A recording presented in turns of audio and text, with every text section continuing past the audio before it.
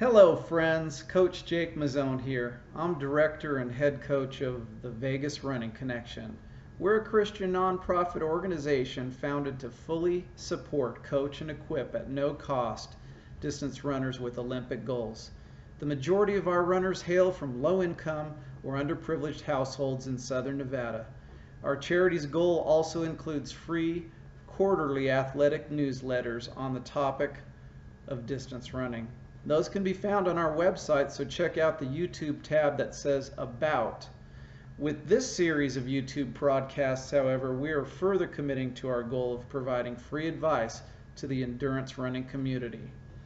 Although most of what I discuss pertains to long distance running, it makes perfect sense that our advice will apply to any endurance sport, such as soccer, bicycle racing, or even full court basketball.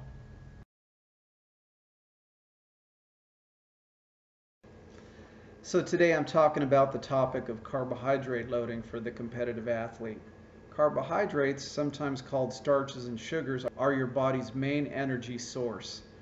Carbs are ingested in two primary forms: complex carbohydrates, which includes peas and grains, especially oats, and various vegetables like sweet potatoes and collard greens. Simple carbohydrates are found in fruits and milk, as well as foods made with sugar, such as candies and pastries. During digestion, your body converts carbohydrates into sugar.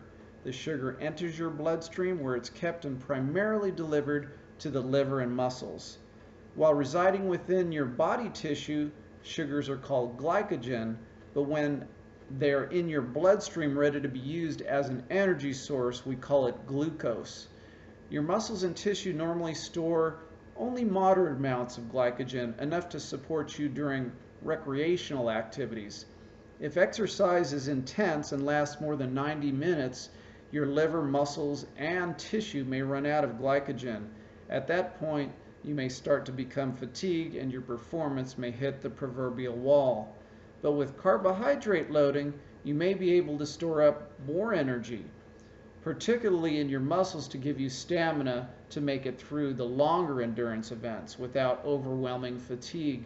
You may still need to consume some energy sources during longer events, such as the marathon. So now let's talk about 3 ways that you can load up on carbs before a competitive running event. I'll save my favorite method for last. We'll talk about the first method. It has 2 steps. Step 1 is about a week before the event. Your carbohydrate intake is adjusted to 50% of your total calories, with the remaining 50% used for protein and fat intake. You then continue to race at pre-race strategies. This potentially will help deplete the carbohydrate stores and make room for the loading that comes next. So step 2 to that is 3 or 4 days before the event, you increase your carbohydrate intake to 70% of your daily calories, and you cut back on the higher fat content foods or the protein.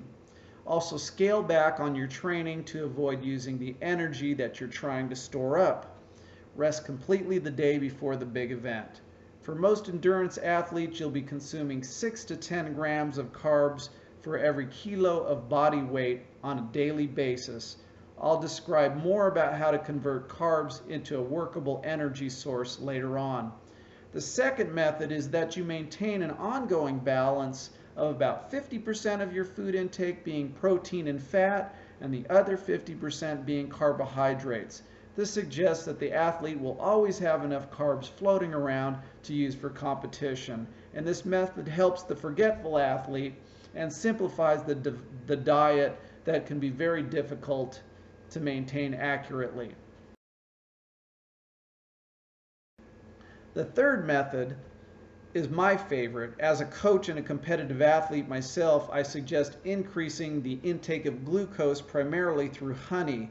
Be sure it's not honey substituted or a honey substitute made from syrup. I'll explain that in a moment, but first I'll also suggest eat 6 large prunes exactly 6 days before your race competition.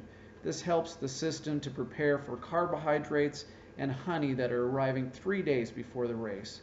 Most fats and meats will lower your blood sugar and prep your system for glycogen or glucose storage.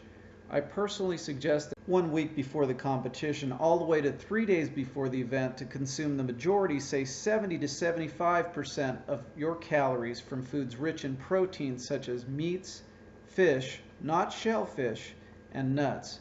Approximately 72 hours before the race, we deliver an exhaustive workouts to our distance athletes, which is used not only to benefit the cardiovascular system, but also as a way of depleting or emptying out almost all the remaining carbohydrates stored in the body. Then starting 3 days before our race event, we switch to more complex carbohydrate foods, not pasta like some supposed experts claim.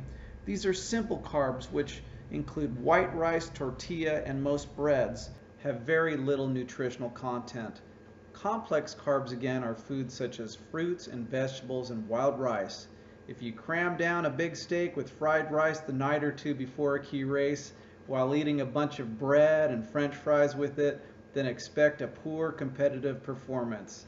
The old-fashioned meat and potatoes man is not part of our vocabulary, nor is consuming tons of weighty pasta the night before a race and then calling that carbohydrate loading. Again, glucose or good sugars are stored in the liver and bloodstream and will be called upon during the race for energy.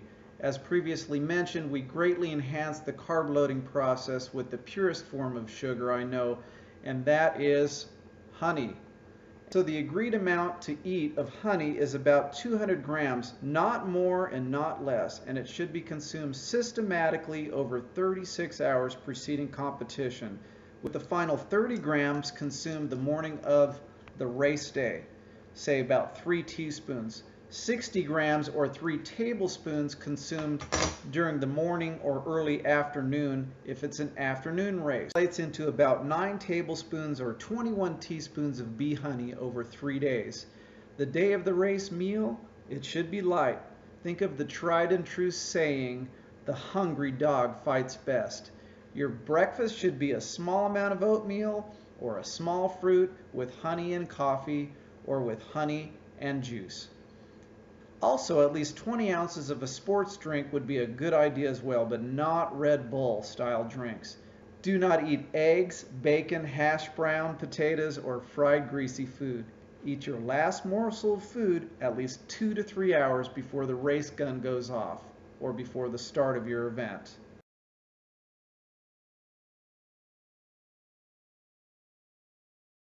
One of the keys to my team's success and the success of many world-class distance runners is also to have a strong spiritual core.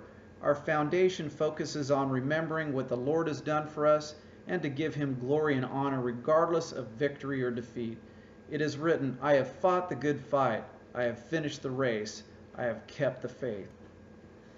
Well, folks, to wrap things up on this inaugural video, if any of this has helped you, please send me your likes and comments on YouTube or send a Facebook friend request to Vegas Running. And also visit the Vegas Running Connection website shown on this YouTube page. You can hit the donation page regarding how you can further help distance runners training to be national champions. Always remember that with small amounts of talent and large amounts of hard work, you can be great in distance running.